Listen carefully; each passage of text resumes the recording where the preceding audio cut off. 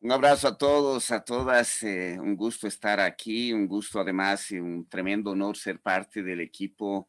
como persona y como organización que hemos promovido el lanzamiento de esta propuesta para un pacto social, ecológico, económico e intercultural para América Latina.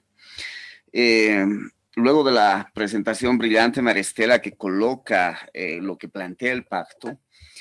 quisiera resaltar algunos elementos que nos parece fundamental desde el equipo, desde la gente, desde las organizaciones que hemos ido promoviendo esta propuesta. Primero, hay que reconocer que el pacto aparece en un escenario, se inscribe en un escenario complejo de incertidumbre. A partir de esta combinación entre emergencia sanitaria y esas múltiples crisis sistémicas, civilizatorias, simultáneas que están ocurriendo ya desde hace varios años en el planeta y que nos colocan en un debate sobre nuestros horizontes, sobre las posibilidades de salida, sobre las alternativas, que han colocado en el debate esta idea de que no podemos volver a la normalidad, porque la normalidad era un problema y que nos exige, por tanto, replantearnos como sujetos, como personas, las posibilidades de horizontes transformadores en el continente y en el mundo entero. En ese escenario de incertidumbre, el pacto responde a una doble dimensión, al menos, que me parece fundamental destacar. Una primera dimensión tiene que ver con una agenda de resistencias y de luchas. Hay un escenario, en este escenario de incertidumbre hay una arremetida de las formas del capitalismo que, además de sus formas clásicas y aquellas que ha densificado en los últimos años a partir de la penetración en los territorios, esta desposesión sobre los territorios, la generación de una lógica del miedo en la convivencia, en el descreimiento del otro y de la otra como un mecanismo también que acelera los procesos de consumo, o esta creciente importancia en los procesos de mafiarización en los sistemas económicos y en la reproducción del capital, aparecen en este escenario otras formas del capital que ya venían configurándose antes, pero que son fundamentales y que genera a partir del pacto y de las propuestas una posible agenda de resistencias y de luchas, como lo que significa esta mayor precarización del trabajo, esta situación que afecta duramente a sectores que no tienen formas de trabajo estables y mediadas por el salario y que hacen parte de gran parte de nuestras economías populares, esta lógica del teletrabajo, la incorporación de tecnologías de tercera y cuarta revolución industrial que están modificando no solo las formas del trabajo, sino la configuración de las subjetividades, las formas en que establecemos vínculos, la forma en que configuramos y constituimos como personas y como sujetos, este proceso de, entre comillas, uberización del planeta que traslada los riesgos y la precarización hacia las personas, ¿no? Liberalizando las responsabilidades del trabajo a mega empresas que se están enriqueciendo en este escenario, o este proceso de radicalización de los extractivismos, mucho más en este escenario de ultrautilización de las nuevas tecnologías, que se extiende hacia metales y tierras raras, por ejemplo, y que está combinada por un ascenso y una ampliación del uso de la violencia, la represión y la fuerza en varios de estos territorios, y que inclusive este ejercicio de la violencia y de la fuerza viene legitimada por poblaciones que se han llenado de miedos y han reproducido lógicas racistas, coloniales, patriarcales y clasistas al interior de nuestros países. Pero también el pacto coloca otro horizonte orientador fundamental, ya no solo una agenda de resistencia, sino unos horizontes orientadores de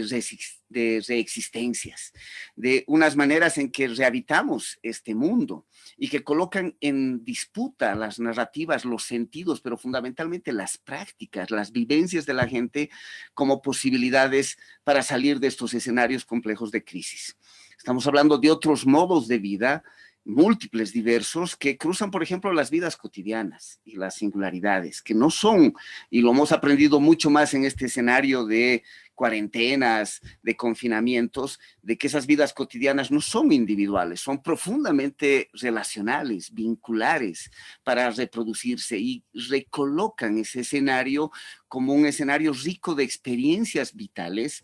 que son portadores de otros modos de vida en situaciones asimétricas, pero que están apareciendo en ese escenario de asimetría y de desigualdad como portadoras de otras posibilidades de transformación.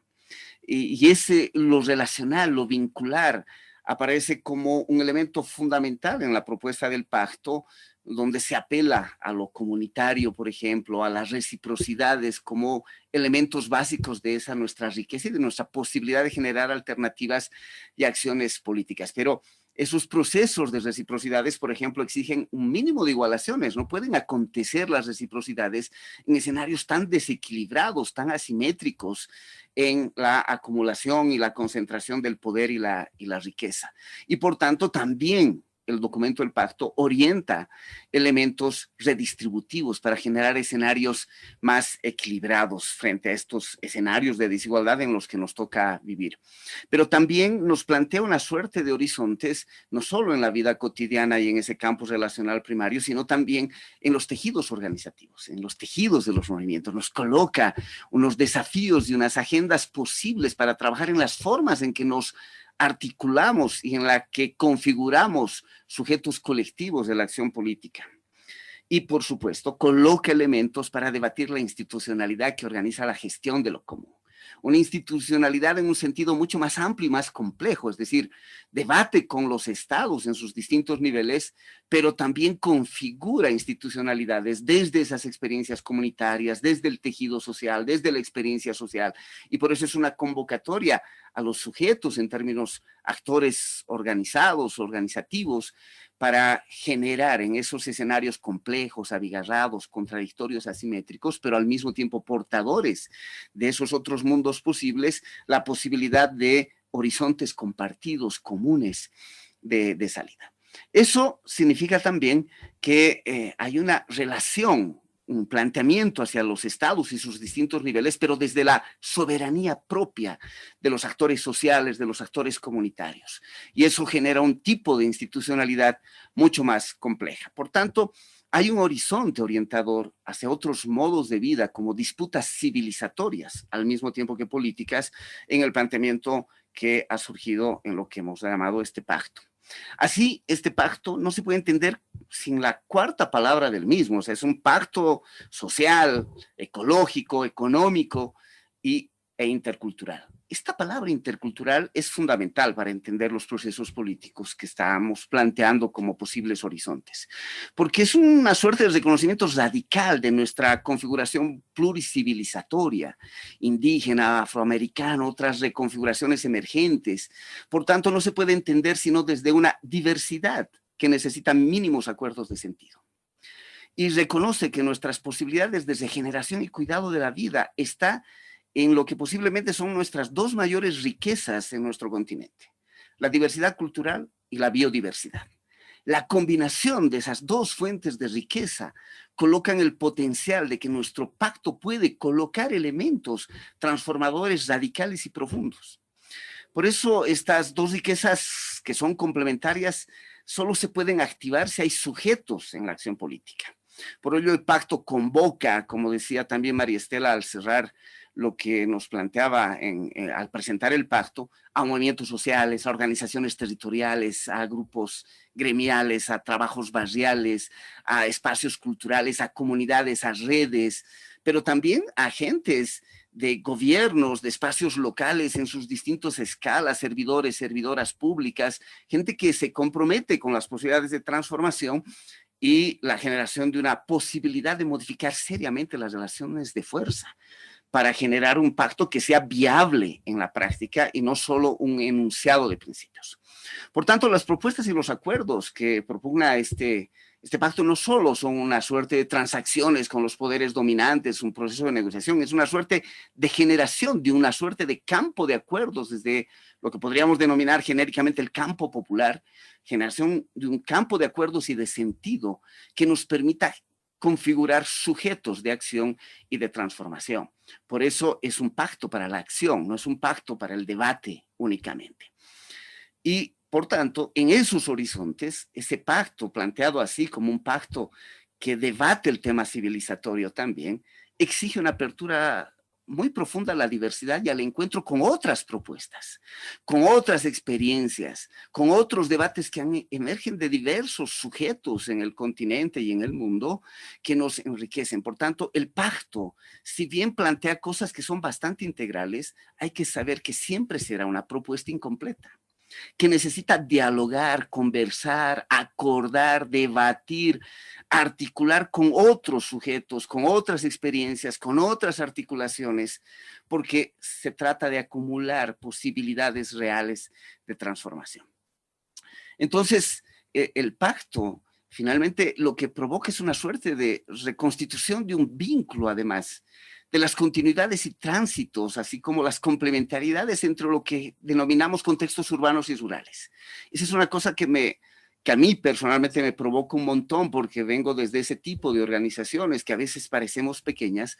pero desde esa capacidad de actuación en lo micro podemos actuar sobre elementos integrales y de la totalidad de la vida, y que desde ahí podemos articularnos multiescalarmente en una acción que tiene horizontes compartidos y que restituye el territorio como esta capacidad dialogante, como esta capacidad complementaria de tránsitos y de flujos que disuelven las lógicas clásicas de los contextos urbanos y rurales y reconstituye una alianza significativa y poderosa. Y por eso quiero cerrar con esto. El pacto es una hermosa invitación desde las experiencias que tenemos hoy en el cuidado de la salud, la alimentación, los cuerpos, la educación, que ha entrado en un escenario de profunda crisis, las economías que estamos viviendo en este escenario de crisis, y cómo desde esas experiencias somos capaces de conectar un debate más amplio, más integral, pero cómo también nuestras prácticas y nuestra acción política, al conectarse multiescalarmente,